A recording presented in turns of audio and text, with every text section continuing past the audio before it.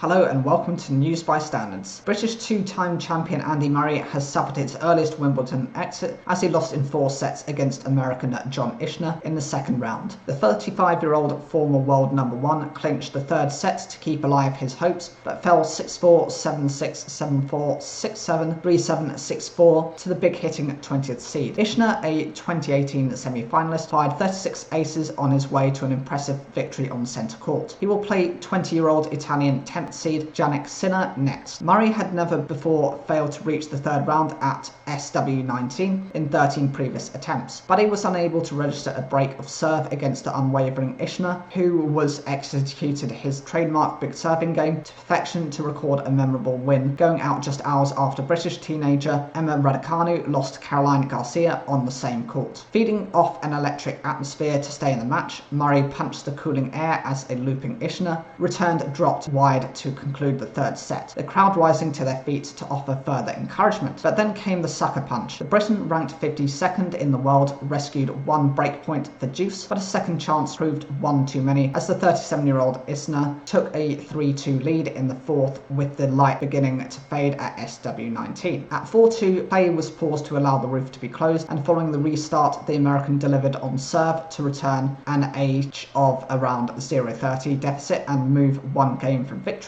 He was forced to serve out the contest and duly obliged, a love hold sealing a fitting end to an efficient display against the home favourite. Murray, whose Wimbledon preparations were disrupted by an abdominal injury, had come back to win his opening match against Australian James Duckworth on Monday in 4 sets. A fight back was once again required against an opponent who he had beaten in all 8 previous meetings, but Isner provided an insurmountable obstacle in their first contest on grass. It was the American who landed the first blow, drawing a couple of errors from the Scot as he broke to 15. A superb backhand winner was celebrated by the captivated crowd and helped Murray reach the first of 2 breakpoint opportunities in the following game, but a series of blistering serves ensured Isner escaped unharmed. 3 comfortable holds of serve, 2 without conceding a point, enabled the world number 24 to secure the first set relatively untroubled. In a tight second set, Murray took a moment to compose himself, head in hands after missing a backhand down the line that would have given him a break point when leading